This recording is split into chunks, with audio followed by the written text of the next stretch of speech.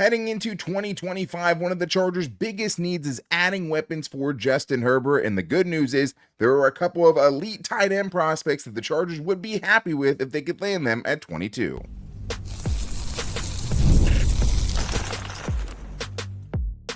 You are Locked On Chargers, your daily podcast on the Los Angeles Chargers. Part of the Locked On Podcast Network, your team every day. What is up, and welcome into the Locked On Chargers podcast. I'm your host, Daniel Wade, joined as always by my co-host, David Droegemeier, and we've been covering the Chargers now for 9 seasons together, but this is our 7th year as the host of the Locked On Chargers podcast, bringing you your team every day. Thank you to the everydayers out there for making us your first listen. To make sure that you never miss the show, go subscribe or follow for free on the Locked On Chargers YouTube channel and listen wherever you get your podcast from. David, what do we got today? Daniel, if you watch the Chargers this year, then you know that they desperately need to add more offensive weapons, and definitely at tight end. And at the top of the draft, there's a couple of great options with Tyler Warren and Colston Loveland, guys that are definitely great players, but do things just a little bit differently. And can Junior Colson make that second-year leap? Can he take that jump? I think that he absolutely can. And what is the future hold for Brenden Rice?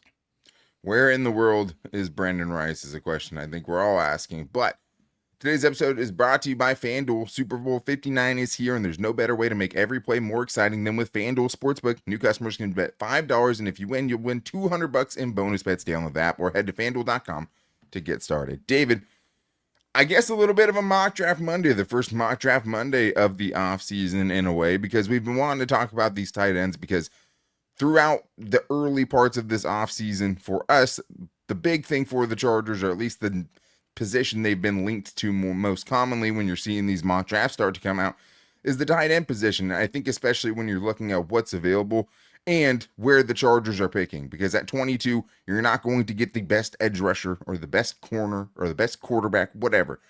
Your options are limited, but the thing is you might come away with one of the best tight end prospects in the draft. We're going to talk about the top 2 guys, Tyler Warren and Colston Loveland today, and I think there's a lot to like about both. But let's start with Tyler Warren, who is the more unrealistic of the options, but as me and you have talked about on the show before, tight ends are polarizing, right? They don't always go as highly drafted as you think that they may. It's a weird position for the first round. The last time 2 got taken in the first round was the TJ Hockenson Noah Fant draft, so it doesn't happen very often.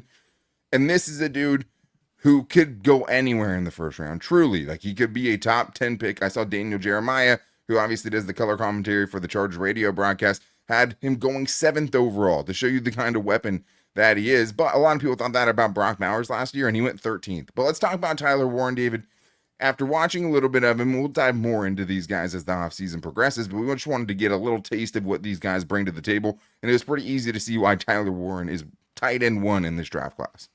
Absolutely. I mean, you look at this guy and he looks exactly like a tight end should. All the measurables that you want. 6'6", 260 pounds or thereabouts, depending on where you look. But bigger, thicker frame. This guy, like I said, he's an imposing force out there, and he's a guy that's a very welcome target to the quarterback. He has a very big catch radius. He has soft hands. I feel like he runs very good routes. And they did a great job of moving him around and utilizing him in a plethora of different ways, whether it was in line, whether it was in the backfield, whether it was split out wide, or in the slot. He was all over the formation, and even in the Wildcat as well. He was a very productive runner as well. He had 26 rushes for 218 yards and 4 touchdowns. That is 8.4 yards per carry. So Stupid. Just whatever you did to give him the football, he was able to have a great productivity with that, and it really all came together for him in his senior year. The numbers I'm about to tell you are staggering for anybody that's catching a football, receiver or tight end, does not matter. 104 receptions, 1,233 yards, and 8 touchdowns. He was absolutely the focal point of that Penn State offense, and they were a powerhouse with him as the figurehead of that offense. Crazy stats for a player like that. And of course, when we're talking about these positions, right, it has a lot to do with what the Chargers need specifically. And he just checks a lot of boxes for them, because the biggest thing is just adding a premier weapon for Justin Herbert, and he's a guy that would bring that. He feels like a guy who could be the focal point of an offense at the NFL level, and that's what he was at Penn State. Obviously, you don't catch 104 balls without being that, but I mean, 1,451 total yards and 12 touchdowns is insane. Crazy. Like, that's like Brock Bowers' best season with 63 catches for 942 yards is the 13th overall pick. Kyle Pitts, 43 catches for 777 yards or 770 yards. Those guys were both top 13 picks. Kyle Pitts was a top 5 pick. Those were their best seasons. Tyler Warren put up an incredible season you just really never see. I mean, he was insane to do that in a big time power conference, to do that for a playoff team. I mean, what do you even say about it? But like I said, you know, there are analysts that have had him dropping to the Chargers as the offseason progresses, and people kind of, you know, get carried away with it. It's hard to imagine that he gets there, but I think it's an easy pick. And I think he checks a lot of boxes for you, because if you talk about the ultimate positional versatility, people talk about that.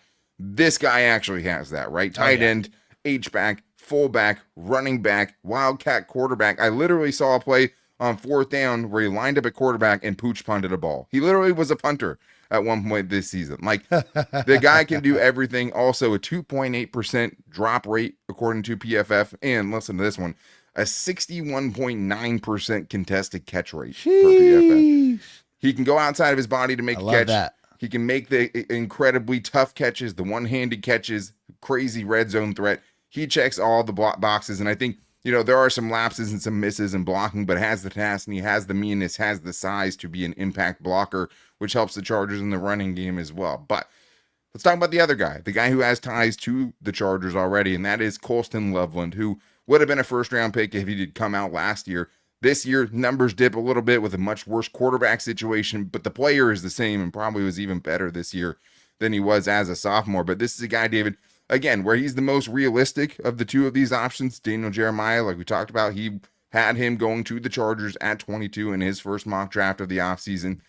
Very fluid athlete that eats up a ton of space. I mean, a better separator than Tyler Warren is, as far as just his ability in the long strides to just get out there, make people kind of just fall behind him, and, you know, create really open targets for the quarterback. 3.4% drop rate per PFF. Another guy who can make catches outside his frame. I mean, watching both these guys was like, man, the Chargers could have had anyone to make catches like that. The tough catches, not just the easy catches, the tough catches as well. They would have been so much better offensively. And it's easy to see why these two sides would be linked together, because Colston Loveland, another guy who would fit, to me, in what Jim Harbaugh wants to do, especially as they need more weapons into the Chargers offense. Well, of course it would fit, because he's already been in Jim Harbaugh's offense, obviously, with him, you know, at Michigan there. But yeah, I mean, he's definitely a little bit more of a slimmer type of tight end, 6'4", about 245. Can run the entire route tree. I mean, he can do it all from that perspective. He definitely runs crisp routes. He has good speed and agility skills in the open field to be able to make people miss and get extra yards after catch. I feel like he had some pretty good body control when he was in the contested catch situations. And he shows good effort as a blocker. Although he may be a little bit light, he shows that good effort. I feel like he has some pretty good technique and that athleticism to block down the football field. So getting a guy like Colston Loveland and injecting him into this offense would add a premier pass catcher that can really beat one-on-one man-to-man coverage, which is something obviously that the Chargers desperately need to add to the offense. Yeah, and I think especially at the second level, out on the perimeter, if you want the quick game to get better, he is a dude who's very good at taking out defensive backs and hitting his targets at the second level, and has the athleticism to do that. Something the Chargers just have not had at all. I think the other part of it is, it's what are you asked to do, you know, offensively? Because this dude was asked to basically block defensive ends for a lot of this season and just crack down on edge rushers, which might not be sustainable at the next level. But what I loved about him was there were lapses and there were misses, but when he latched on to people, there were some really good sustained blocks on that tape too, and fighting for it and continuing the block through the whistle. Maybe not as many pancakes as someone like a Tyler Warren, who's more physically dominant, but this is a dude who I think showed a lot of promise as far as a blocker and what he could bring. So another guy who adds to your offense in you know, multi-dimensional way. That would be a really, really big weapon for this Chargers offense if they were able to add him, and at least off first watch, someone that I think would be worthy of a first round pick, especially a later first round pick. But we still have more to get into, including looking at the defensive side of things, because one thing the Chargers really need is for Junior Colson to take a leap as the potential starting linebacker in 2025. Can he do it? We're going to get into that and more on today's Locked On Chargers podcast. First, I need to tell you guys about LinkedIn, because as a small business owner, your work doesn't end when the clock hits 5. Your business is always on your mind, which means it's time to hire. You need a partner that works just as hard as you, and that is where LinkedIn Jobs comes in, because when you clock out, LinkedIn clocks in. LinkedIn makes it easy to post your job for free, share it with your network, and get qualified candidates all in one place. And you can post your job there because LinkedIn's new feature can help you write a job description and then quickly get your job in front of the right people with deep candidate insights. And here's the pro tip. Add the hashtag hiring frame to your profile to double your reach to qualified candidates. No wonder 72% of small businesses say that LinkedIn helps them find high quality hires. My wife was a recruiter. She said easily the best place for her to find the right candidate to get the right fit was always with LinkedIn. It just brings a different quality of candidate, and you're getting someone who can stick. All you have to do, post your job for free at linkedin.com/LockedOnNFL. That's linkedin.com/LockedOnNFL to post your job for free. Terms and conditions apply. David, well, we didn't get to our fan mail Friday last week because there was just so much news to get into. Khalil Mack now retiring, the rumor swirling with DK Metcalf to the Chargers. But we did want to get you guys' questions on the show, so we did want to get into some Chargers mailbag, even on a mock draft Monday. And we have some really good questions to get to today. And this first one that we have here is a really good question from John Clark, who says, can Junior Colson take a Deion Henley type of leap in year 2 at linebacker? And this is a huge kind of lingering, looming question over the Chargers defense, because this year was kind of a patchwork team with kind of the center being Deion Henley, but guys like Troy Dye and Denzel Perryman, who started the year as the starter, really having to rotate it in with Junior Colson, missing time with injury, whatever. But we only saw, a little over 200 snaps, which is more than we saw of Deion Henley as a rookie, but it was a much more uneven bag. Even with Deion Henley's very limited snaps, right? It was like 50 snaps, 10 tackles. He was all over the place. Felt like he was in the right spot, and it felt like, we don't know what he could have been as a rookie. We don't know what he would have looked like. Maybe if he had played in an extended role, maybe he would have had some of the flaws, right? Or the bad tape that Junior Colson had. But maybe we saw too much of Junior Colson. And at this point, David, going into next year, it's hard for me to fully confidently say, hey, this is the dude who's going to step into that starting role and take off. Because as we've seen with other Chargers linebackers, that's not always how the timeline goes.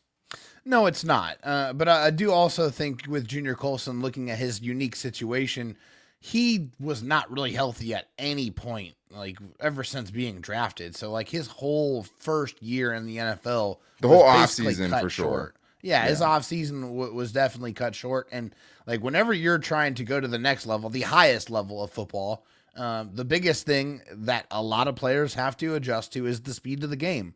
And whenever you're already behind the 8 ball with the injuries and you don't have the reps, like that is going to hurt you the most. So going into year 2, obviously knowing the defense as well as he does, because he played it at Michigan with Jesse Minter and pretty much the entire defensive staff, he knows what the playbook is. He knows what the plays are, but now it's about repping it at this level, at the NFL level. So he has to stay healthy throughout the entire offseason. I think that's crucial to his development, to being able to be confident knowing that he's going to be at the right spots at the right time, adjusting to that speed of the game. So I feel like he has the tools. I feel like he still can be a productive, good player at the next level.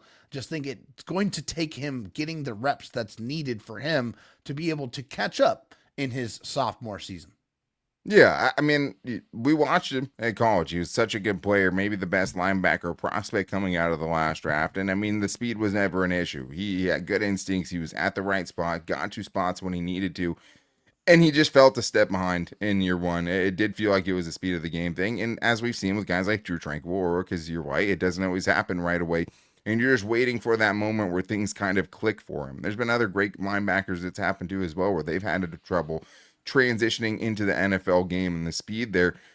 And sometimes it's like a Drew Tranquil and Kazee Wright, and sometimes it's a Kenneth Murray, right? And that's the hard thing, is you don't know. It's not always a time thing, and they'll always get there. I do have a lot of faith that Junior Colson can be a lot better, but it was a rough start for him as a rookie, and coding it as anything else other than that would be a little disingenuous. So I'm hoping he can improve a lot, and there's a lot of reason to understand why he would struggle and reasons to think that he can improve. But let's get this next one, a voicemail we have here from Tim, who thinks the Chargers might go in a direction that many don't think they will in round 1 of the draft. Hey, fellas, it's Tim.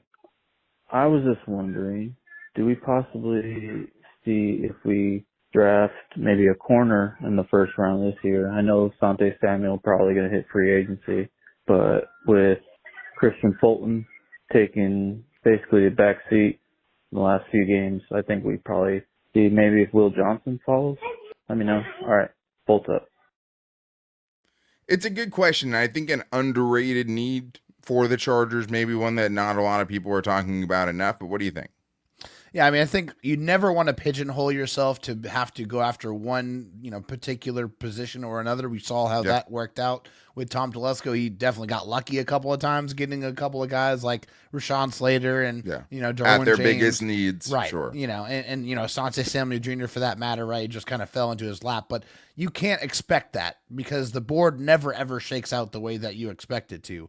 Now, looking at the cornerback position for the Chargers, I think there's 2 corners you feel really good about, which happen to be the rookies that were taken in the 2024 draft with Tarheeb Steele and Cam Hart. And I think I'm all right with Dean Leonard. I think he's a player that has kind of played pretty well in certain spurts. He just hasn't had a lot of opportunities, whether that with him not being healthy or, not really just getting the chances. But Jasir Taylor is a failed project to me. I think it's time to move on. Special teams player. Yeah, he's a special teams player. He just can't be on the field anymore. Can't trust him to be on the field. So they need to inject some more talent to that position group.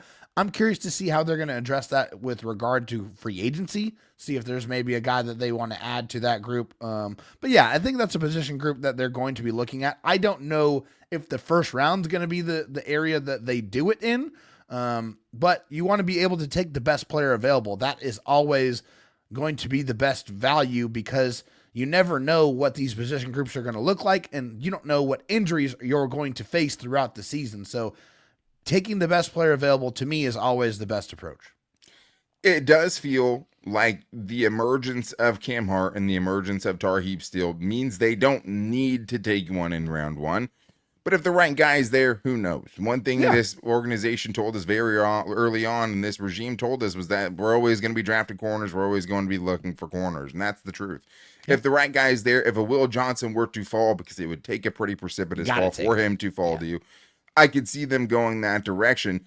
Right now, Asante Samuel Jr. and Christian Fulton likely on their way out. Jasir Taylor is a special teamer. But the other part of this is, I think you also feel really good about Joe Ortiz being able to find talent at that specific position later on in the draft. So if it was a combination of a lower pick, a mid pick in the draft, and a veteran corner, because they also got some really good play out of veterans off the scrap heap last year, you feel like they'll be able to put that room together, even if they aren't able to procure an elite talent in the first round of the draft. But let's get to this one here from Joshua, who asks, is there a reality where keeping Joey Bosa under his current contract makes sense? Feels like there isn't an upgrade out there, and writing out the last year of his deal maybe isn't a bad idea. So, in a vacuum, I'd say you're potentially right. There's not a lot of good options out there. I don't see the Chargers going to spend big time in free agency on an edge rusher to replace him. And I think a lot of this has to do with Khalil Mack leaves or not. If Khalil Mack leaves or not, and then you're also losing Joey Bosa, it feels like you're losing, obviously, your 2 best pass rushers. At the same time, I just don't see it. At $36 million cap hit, I think the biggest problem for me, David, is we finally got to see a mostly healthy, or at least a version of Joey Bosa that was out there for most of the season, but the production wasn't there. And I think that's what we were hoping. Like, hey, if this dude could just play 14 games, you're going to see a double-digit sack season, and we saw it, and it didn't happen. Yeah, it did not happen. Not even close. He only got to 5 sacks. So, yeah, sitting at $36 million cap hit. I mean, can the Chargers conceivably keep him on with reportedly close to $70+ million in cap space? No. Yes, they could make it happen. Will it happen? Absolutely not. I think that Joey Bosa is gone for sure. They just save way too much cap space. And to spend $36 million on a player that's giving you 5 sacks is just an absolutely insane thing to do. And I think we know, at least what we've seen, is Joe Ortiz and Jim Harbaugh they understand what they're looking at, and they know football, and they know how to make good, smart football decisions. And getting rid of Joey Bosa is obviously one of those. I mean, I could definitively say I don't think he'll be back for that contract. You know, Not is there a that number. possibility that they could extend him, renegotiate, bring him back on a smaller number that gives him another added year? You know, sure. It's just not likely. And I think the thing is like, it might not be a popular opinion, but Joey Bosa didn't look right even when he was out there this year. Like, I'll say it. Like, he wasn't always on the injury report.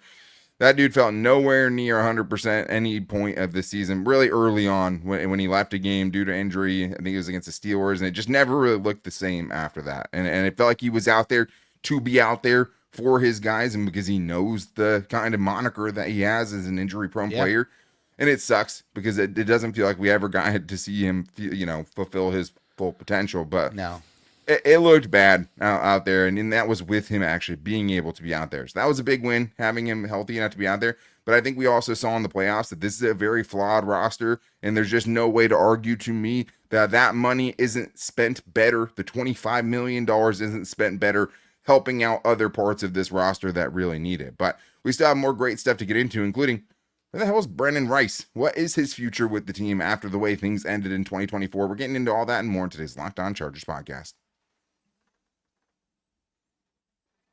Super Bowl 59 is here. One game, two teams, endless possibilities, and there's no better way to make every play more exciting than with FanDuel Sportsbook, or just rooting as hard as you can that the Chiefs are going to lose this upcoming game. But right now, the Eagles are 1.5-point underdogs. I pray that they are able to pull it off, and I think they have a good chance to do it. But whether it's predicting the first touchdown, calling the MVP, or even betting on the coin toss, FanDuel makes it easy to get in on the action with live betting all game long, and you can adjust your bets as the game unfolds and feel the thrill from kickoff to the final whistle. I love prop bets during the Super Bowl. It's where my go-to is. And you also have the live betting feature that lets you stay involved no matter what happens on the field. Even if the first bets you put in before the game aren't working out, you can live in-game bet on an app that's super easy to navigate. Plus, knowing that you can bet $5 and potentially win $200 in bonus bets for the Super Bowl, that's icing on the cake. Download that or head to FanDuel.com to get started. Bet just $5, and if you win, you'll score $200 in bonus bets. That's FanDuel.com. Bet with FanDuel, an official sportsbook partner of Super Bowl 59. David, we have more great Chargers mailbag questions to get into, and I want to thank all of the everydayers out there for giving us your questions at Lockdown OIC or calling into the voicemail line at 323-524-7924, especially in the offseason. With a lot of ways you could talk about this team right now, and we love hearing about what you guys want to hear about. But thank you guys for making us your first listen. As always, if you need a second listen, make sure to check out the new slate at Locked On NFL, where there's 2 shows a day with Tyler the Madman Rowland, and also later on with Tony Wiggins in the barbershop as they bring on the people who cover their teams every day, wherever you get your podcasts, and on YouTube as well. But let's get to this one here, David. We got from Kenny Tyler, who I think is asking a question a lot of Chargers fans have had for a long time at this point now, which is, what do you think the future for Brenden Rice is? So it's tough because there's not a lot out there. There's not a lot for us to go off. All we know is healthy scratch a ton of times this season.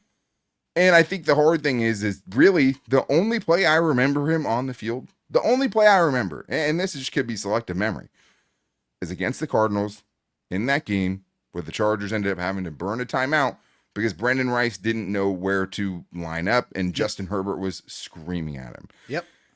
Which makes his future, I think, incredibly uncertain. Like, the only thing I feel certain about is that the future for Brenden Rice is uncertain at this point.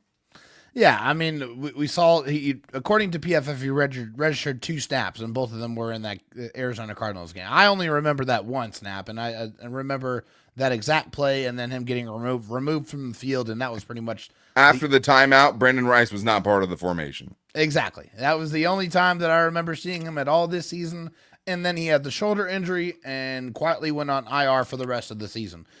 So what does the future hold for Brenden Rice? Well, number 1, he's going to have to get healthy. And number 2, he's going to have to earn his spot on the roster again. Like, that's quite frankly what it has to be for him. He didn't show anything in his rookie year, whether that was his fault or not. It doesn't really matter. In the NFL, you got to show up. You got to make plays. Now, with Josh Palmer probably leaving, right, there's going to be an opportunity for somebody to step up and take that spot. So Brenden Rice is going to have to put his head down and go out there and work and have to make these big plays all off season long if he wants to etch himself into the Chargers' future plans. And I think the only thing I'd feel confident in saying right now is just that the Chargers will give him a chance to earn his spot during training camp, but I'd say it's anything but guaranteed. I think the biggest thing that he has going for him right now is just that they kept him around the whole season. I mean, they could have waived him at any time, right? Especially as they were bringing in. I mean, think about the guys they just gave chances to even before him, right? The Darius Davis, obviously, Simi Fehoko, Jalen Reagor was getting snaps over this dude. So he was making plays in training camp last year. It felt like there was some rapport building between him and Justin Herbert. It felt like he was getting some first team snaps at the end of that. And he easily won the battle between him and the other 7th round pick, Cornelius Johnson. But at the same time, I don't know how you could have any confidence of knowing anything outside of that, right? Just that he may get a chance. And we'll see how the Chargers offseason goes and the moves that they make, because that could potentially even bump him off. We'll see how much they want to add at that position. But they need big X receivers. They need guys on the outside that can win on one-on-one. We know that. It feels like he could check some of those boxes, but you have to go out there and do it. Let's get to this next one here from Victor Estevez, who says, biggest offseason priority, retool the interior of the offensive line or pass catching help for Justin Herbert. I know we had a similar one last week when we didn't get into the Chargers mailbag from Angel. Similar question. If you could only basically add to one, or if you know where the priority is, it's really hard, David. And for me, I'll give you my answer, right? So basically, if you're telling me that you can make one of them elite, but you're not going to add to the other one, I think I would actually pick the offensive line. But this goes back to the Chase Sewell conversation. This goes back to the Joe Walt versus Malik Neighbors conversation. But I think for Greg Roman, right, which is the important thing here, in this specific offense, if you're telling me you could give me 3 elite interior offensive linemen, and I know I have 2 good tackles, I think that elevates a lot of the skill position that you have. But the problem is I think, you saw in the playoff game how much each of those things hurt you, your pass catchers and your inability to protect Justin Herbert. Yeah, I mean, the answer is obviously both. Like, you have to address both. Like, there's no way that you can watch that playoff game where your weaknesses get magnified, and the obvious weaknesses were you only have one guy that can beat man-to-man press coverage, and that's Ladd McConkey, and your interior, your offensive line can't handle stunts and twists, and they don't get any push in the running game. So that obviously has to get fixed. You have to learn from your mistakes, or you will be doomed to repeat them. It's just, obvious. So I think, if I had to, if gun to my head, I had to make a decision, definitely I want the improvement on the offensive line, because that improves the pass protection and the run blocking. So it helps both of those avenues. But you need to add more talent to the pass catching of this offense. You have to do both. That's the mission. Whether you do it in the draft, whether you do it in free agency, both of those position groups have to be addressed before the start of next season. Yeah, obviously, right. This is only giving you one option, but it is both. And there are flaws to doing either of them. But I think if you're talking about the pass catchers and the interior offensive line, you're throwing all of those names into a hat. The only one you're pulling out you feel good about is Ladd McConkey right now. Yep. So the only good player that you know for sure is a really good player out of either of those groups is Ladd McConkey. So give me the elite interior offensive line in this scenario, but if they don't improve both of those areas, they're not going to take the step they need to become contenders in 2025. But we do have another one here from Athir who's calling in, and he has a special request for a potential interview down the road. Let's hear what he has for us. David, my baby, I have a request and I have a question. First question. Okay, you have 53-man roster. My question is, what is the purpose for the practice squad? And do they get a ring if the Chargers win the Super Bowl? And my request is, Bridget Condon, she's going to have a birth of a child very soon. We need her back on the show after that. Thank you. Love you. Bridget Condon, a former guest of the show, was awesome when we had her on. Congratulations to her and her baby. That is really cool. David, what do you think about this for his practice squad and everything goes? Yeah, so for the practice squad, the purpose of the practice squad is to have players to help the starters get ready for the game, to kind of mimic what they think that the opponent is going to do to them. Also, to have players in case of emergencies for injuries and things of that nature, and also to help develop players, to make them into main roster players. And to answer your question as far as Do practice squad players earn a Super Bowl ring? Absolutely, yes, they do. That is really up to the discretion of the owner, whether they get the Right. same type of Super Bowl ring or not. But yes, in most cases, they do get a Super Bowl ring. So this thing about Super Bowl rings, there's more than one kind, right? There's an A ring, which all the players get, the main coaches get, and all those things. And then there's a B ring, and sometimes even a C ring, and that goes to, you know, the front office employees, you know, the people that work in kind of the day-to-day operations of the Chargers organization. So they give rings. It's just what level of rings are they getting? Are they getting that, you know, this one has 269 diamonds in it for every, you know, touchdown the Chargers scored that Probably year not. or whatever? Probably not, right? But they're getting something. They will be commemorated. But yeah, the practice squad, for anyone that's played football, you know that when you're practicing, a lot of times the reserve players are on the scout team defense or the scout team offense. That's what the practice squad players are for. So while the actual starters and the players on the 53-man rosters are getting up to date with all the game plans and stuff like that they need to install for that week, the practice squad players are getting ready and learning what that other team likes to do and implementing some of their tendencies to go up against the other side in practice. So that is the main reason. But now it is much more of like a reserve taxi squad, you know, team where a lot of these guys, as we've seen, just because they're on the practice squad doesn't mean they're not going to get elevated or not going to have a role. So you can only have 53 players on your active roster. We know 5 of those guys sit anyways on game days.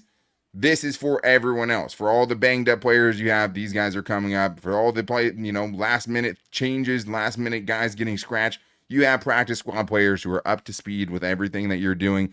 And it lets you kind of extend that 53-man roster a little bit. Being a practice squad player doesn't have, I think, the negative connotation maybe that it once had, because we're seeing a lot more veterans like a Zeke Elliott getting signed to the Chargers practice squad, or a Laviska Shenault, or a Jalen Reagor, or you name it, right? So it's just an extra pool of players, and I think it's necessary, and I think that the changes that they've made to that and the elevations and all that stuff have greatly, greatly impacted in a positive way the product that we get on Sundays, having those players be able to come up and not having to immediately sign them onto your active roster. But that's going to do it for today's show. We will be back tomorrow with, you guessed it, Buy or Sell Tuesdays. So if you guys want to get your buy or sells and the biggest Charger storylines and overreactions on the show, make sure to hit us up at LockedOnLAC on Twitter. Call into the voicemail line like at the year at 323-524-7924 and give us a 30-second Chargers buy or sell.